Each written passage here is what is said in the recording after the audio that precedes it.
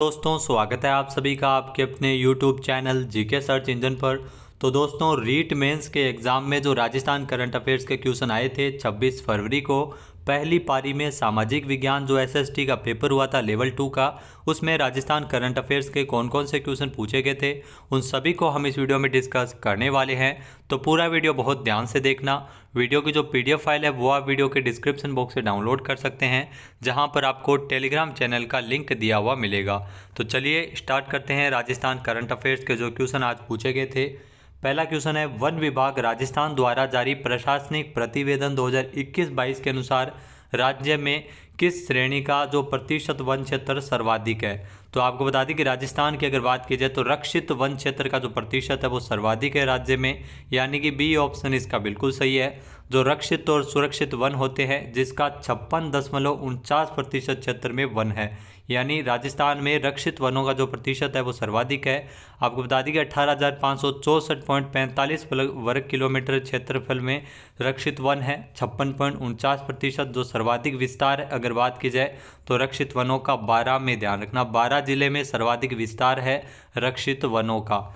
रक्षित one way होते हैं जहाँ पर लकड़ी काटने एवं पशु चराई के लिए वन विभाग से अनुमति लेनी आवश्यक होती है।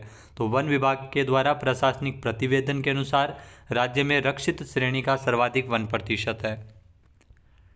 नेक्स्ट क्वेश्चन है, निम्नलिखित में से कौन गुरु द्रोणाचार्य पुरस्कार विजेता नहीं है। जी हाँ, 4 व्यक्तियों के नाम दिए गए हैं। इसमें बताना है कि कौन सा व्यक्ति है जिसको गुरु द्रोणाचार्य पुरस्कार नहीं मिला है।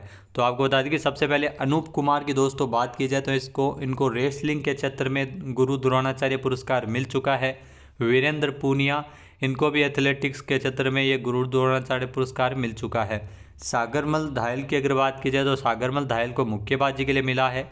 महेंद्र सिंह को नहीं मिला है। तो डी ऑप्शन इसका बिल्कुल सही हो जाएगा। महेंद्र सिंह को गुरु द्रोणाचार्य पुरस्कार से नहीं नवाजा गया था। द्रोणाचार्य पुरस्कार जो युवा मामलों और खेल मंत्रालय द्वारा हर साल दिया जाता है, ये खेल कोचिंग के लिए पुरस्कार मिलता है। तो हर साल ऐसे जाने माने प्रशिक्षकों कोच को दिया जाता है जिन्होंने सफलतापूर्वक खिलाड़ियों या टीमों को प्रशिक्षित किया है। तो गुरु द्रोणाचार्य पुरस्कार के तहत इसमें 7,50,000 रुपये की प्रोत्साहन राशि, कांस्य प्रतिमा और प्रमाण पत्र दिया जाता है। नेक्स्ट क्वेश्चन है, बाल मित्र योजना का उद्देश्य जो किससे प्रभावित बच्चों को सहायता देना है। तो बाल मित्र योजना की अगर बात की जाए तो लैंगिक उत्पीड़न से जो प्रभावित बच्चे हैं उनको सहायता देना बाल मित्र योजना का मुख्य उद्देश्य है, यानी कि बी ऑप्शन इसका बिल्कुल सही है। जहां लैंगिक अपराधों का संरक्षण अधिनियम 2012 के पीड़ितों के लिए सपोर्ट पर्सन उपलब्ध करवाने के उद्देश्य से राज्य सरकार के द्वारा बाल मित्र योजना संचालित की जा रही है। प्रदेश के 20 पुलिस थानों के अंदर ध्यान रखना बाल मित्र पुलिस थाना भी संचालित किया जा रहा है और इसकी शुरुआत उदयपुर से की गई है, जहाँ पर लैंगिक उत्पीड़न से प्रभावित बच्चों को इसमें सहायता दी जाती है। नेक्स्ट क्वेश्चन है, मुख्यमंत्री दुग्ध उत्पादक संबल योजना के तहत दूध उत्पादकों के लिए जो कितने रुपए प्रति लीटर अनुदान किया गया है। तो आपको बता दें कि सरकार के द्वारा दूध उत्पादकों को इसमें 5 रुपये प्रति लीटर दूध पर अनुदान दिया जाना प्रस्तावित है, किया गया है, यानी कि सी ऑप्शन इसका बिल्कुल सही है। दूध उत्पादक किसानों को दूध की खरीद पर अब सरकार के द्वारा सब्सिडी है वो 5 रुपये प्रति लीटर कर दी गई है। तो सीएम अशोक गहलोत द्वारा इसकी घोषणा की गई थी, जिसमें पहले किसानों को दूध पर 2 रुपये प्रति लीटर अनुदान दिया जाता था, फिर उसे बढ़ाते हुए ध्यान रखना कितना किया गया है, 5 रुपये प्रति लीटर। तो यह क्वेश्चन आपको ज़रूर ध्यान रखना है, आने वाले एग्जाम में भी ये क्वेश्चन बहुत बार पूछा भी गया है और आगे भी पूछे जाने की इसकी पूरी संभावना है। अगला क्वेश्चन है, इंदिरा रसोई योजना का संकल्प वाक्य क्या है। जी हाँ, इंदिरा रसोई योजना तो फ्लैगशिप योजनाओं में अगर बात की जाए तो यहाँ से भी काफ़ी सारे क्वेश्चन एग्जाम में आते हैं। तो इंदिरा रसोई योजना का जो संकल्प वाक्य है, कोई भूखा न सोए। जी हाँ, ये संकल्प वाक्य है, यानी कि ए ऑप्शन इसका बिल्कुल सही है। इंदिरा रसोई योजना की शुरुआत कब हुई थी तो 20 अगस्त 2020 से राजस्थान में इंदिरा रसोई योजना की शुरुआत हुई थी, जिसमें 8 रुपये में शुद्ध एवं पौष्टिक भोजन जरूरतमंदों को उपलब्ध करवाया जाता है। इसमें सस्ती दरों पर भोजन है वो बैठाकर सम्मानपूर्वक उपलब्ध करवाया जाता है। संकल्प क्या है, योजना का संकल्प है कोई भूखा न सोए। इस संकल्प को लेकर इस योजना की शुरुआत राजस्थान में की गई थी। इस इंदिरा रसोई योजना के तहत 17 रुपये प्रति थाली अनुदान के रूप में रसोई संचालक को भी दिया जाता है। इंदिरा रसोइयों की संख्या वर्तमान में अगर बात की जाए तो 980 इंदिरा रसोइयाँ है वो संचालित है और इसको बढ़ाते हुए इस बार बजट में 2000 किए जाने की घोषणा की है और योजना पर 700 करोड़ रुपए वार्षिक व्यय भी होगा। नेक्स्ट है, पढ़ना लिखना अभियान के लिए न्यूनतम आयु सीमा कितने वर्ष है? तो जी हाँ, केंद्रीय शिक्षा मंत्रालय की ओर से पढ़ना लिखना अभियान है वो चलाया जा रहा है, जिसमें न्यूनतम आयु सीमा 15 वर्ष है, यानी कि बी ऑप्शन इसका बिल्कुल सही है। 15 वर्ष से अधिक आयु वाले 57 लाख से अधिक अनपढ़ लोगों को स्कूल कॉलेज से शिक्षित युवाओं की मदद से साक्षर बनाने का कार्य इसमें किया जा रहा है। तो 8 सितंबर 2020 से केंद्रीय शिक्षा मंत्रालय की ओर से पढ़ना लिखना अभियान की शुरुआत हुई थी। मुख्य उद्देश्य क्या है कि भारत में साल 2030 तक, यहाँ साल 2030 तक 100% साक्षरता पाने के लक्ष्य के साथ इस अभियान की शुरुआत है वो भारत में की गई है। 15 वर्ष या उससे अधिक आयु के लोगों को मुफ्त में बुनियादी शिक्षा मिल सकेगी। नेक्स्ट क्वेश्चन है, किस जिले में ऊंट अनुसंधान संस्थान स्थित है? तो ऊंट अनुसंधान संस्थान आप सभी को पता है बीकानेर में है, यानी कि सी ऑप्शन इसका बिल्कुल सही है। राष्ट्रीय ऊष्ट अनुसंधान केंद्र जो बीकानेर से लगभग 10 किलोमीटर की दूरी पर स्थित जोहड़बीड़ में है, जिसे 20 सितंबर 1995 को क्रमोन्नत करते हुए राष्ट्रीय ऊष्ट अनुसंधान केंद्र नाम दिया गया था। वैसे 1984 में इसकी स्थापना एक ऊंट निदेशालय के रूप में की गई थी बीकानेर में। तो वर्तमान में ऊंट अनुसंधान केंद्र है वो बीकानेर में स्थित है, जोहड़बीड़ में। नेक्स्ट क्वेश्चन है, राजस्थान रत्न पुरस्कार प्राप्त करने वाले के.सी. मालू किस क्षेत्र से संबंधित है? तो ये ध्यान रखना, के.सी. मालू को राजस्थान रत्न पुरस्कार मिला है और इनका संबंध संगीत से है, यानी कि ए ऑप्शन इसका बिल्कुल सही है। जहां जयपुर में जो 8 अक्टूबर को जो 2 दिवसीय इन्वेस्टर समिट के दौरान 6 व्यक्तियों को राजस्थान रत्न अवार्ड दिया गया था सीएम अशोक गहलोत द्वारा, जिसमें के.सी. मालू भी शामिल थे। जो संगीत के क्षेत्र में इन्होंने कार्य किया है, वीणा तो आपने ज़रूर सुना होगा, ऑडियो एल्बम आता था। तो के.सी. मालू का नाम संगीत के क्षेत्र में बढ़ावा देने के लिए इनको राजस्थान रत्न पुरस्कार से नवाजा गया है। इसके अलावा 6 व्यक्तियों को राजस्थान रत्न पुरस्कार मिला था, जिसमें इंटरनेशनल कोर्ट ऑफ जस्टिस के न्यायाधीश दलवीर भंडारी, सुप्रीम कोर्ट में राजस्थान से एकमात्र चीफ जस्टिस ऑफ इंडिया रहे जस्टिस राजेंद्र मल्होत्रा और दिग्गज उद्योगपति लक्ष्मी मित्तल, वेदांता के संस्थापक अनिल अग्रवाल और जोधपुर के शायर शीन काफ निजाम भी शामिल है। तो के.सी. मालू जिनको संगीत के क्षेत्र में मिला है। नेक्स्ट क्वेश्चन है, विरासत योजना के अंतर्गत अधिसूचित अल्पसंख्यक समुदाय के पुरुष हस्तशिल्पियों को कितने प्रतिशत ब्याज दर पर 10 लाख रुपए तक का ऋण उपलब्ध करवाया जाता है? तो विरासत योजना है जो अल्पसंख्यक मामलात जो विभाग के द्वारा जो अल्पसंख्यक समुदाय के लोगों को इसमें ऋण दिया जाता है, जिसमें आपको बता दें कि 5% ब्याज दर पर 10 लाख रुपए तक का ऋण है वो इसमें उपलब्ध करवाया जाता है, यानी कि ए ऑप्शन इसका बिल्कुल सही है। जी हाँ, ये योजना है वो जिसमें हस्तशिल्पियों को 10 लाख रुपए तक का ऋण है वो इसमें मिलता है।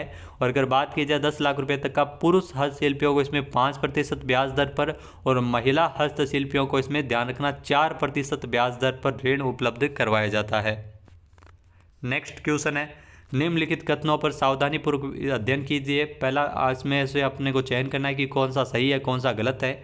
तो पहला कथन है, Rajiv Gandhi scholarship for academic excellence योजना तो राजस्थान में 2 अक्टूबर 2021 से प्रारंभ की गई थी। तो यह ही गलत हो गया क्योंकि 2 अक्टूबर से नहीं हुई थी, 20 अगस्त 2021। ध्यान रखना, 20 अगस्त 2021 से राजस्थान में Rajiv Gandhi scholarship for academic excellence योजना है वो राजस्थान में शुरू हुई थी। तो राजीव गांधी जी की जयंती के अवसर पर इसकी शुरुआत की गई थी, जिसमें प्रतिवर्ष 200 विद्यार्थियों को विदेश में निःशुल्क शिक्षा दिलवाने का प्रावधान है। तो दूसरा कथन क्या है, तो योजना का उद्देश्य राजस्थान के छात्रों को विश्व के शीर्ष विदेशी विश्वविद्यालयों में पढ़ने के लिए वित्तीय सहायता प्रदान करना।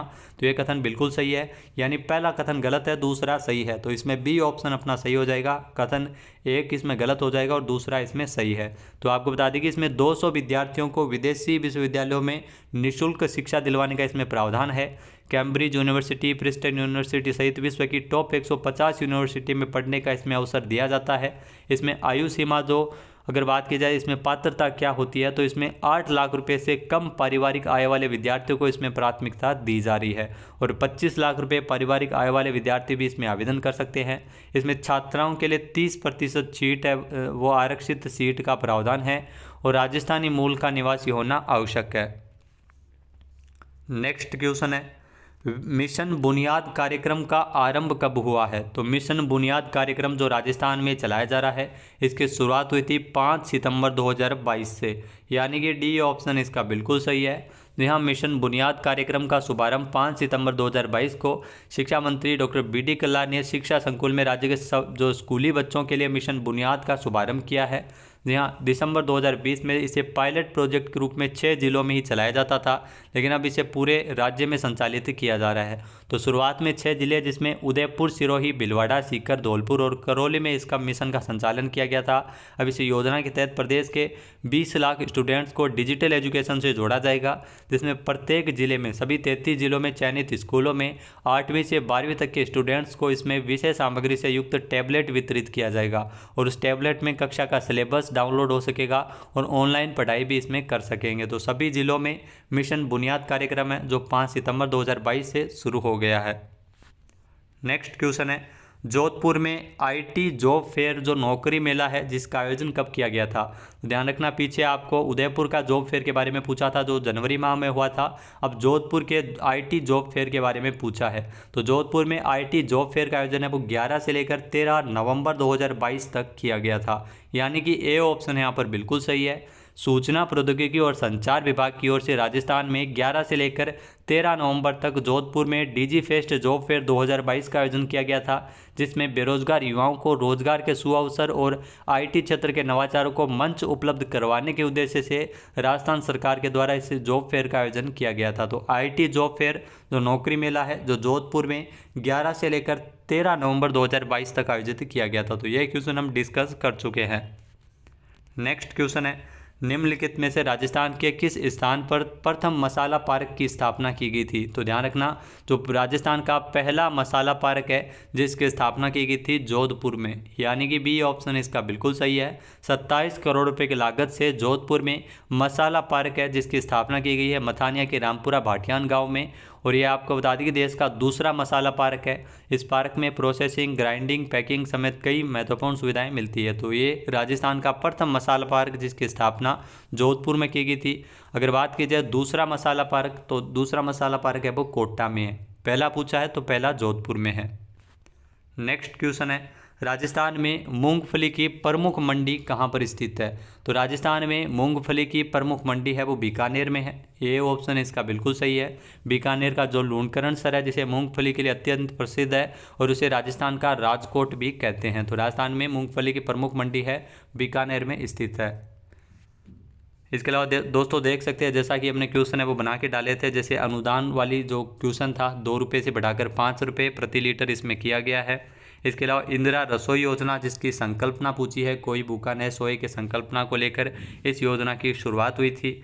इसके अलावा जो जॉब फेयर का क्वेश्चन पूछा गया था 11 से लेकर 13 नवंबर तक जोधपुर में डिजी फेस्ट जॉब फेयर का आयोजन किया गया था सूचना प्रौद्योगिकी संचार विभाग से।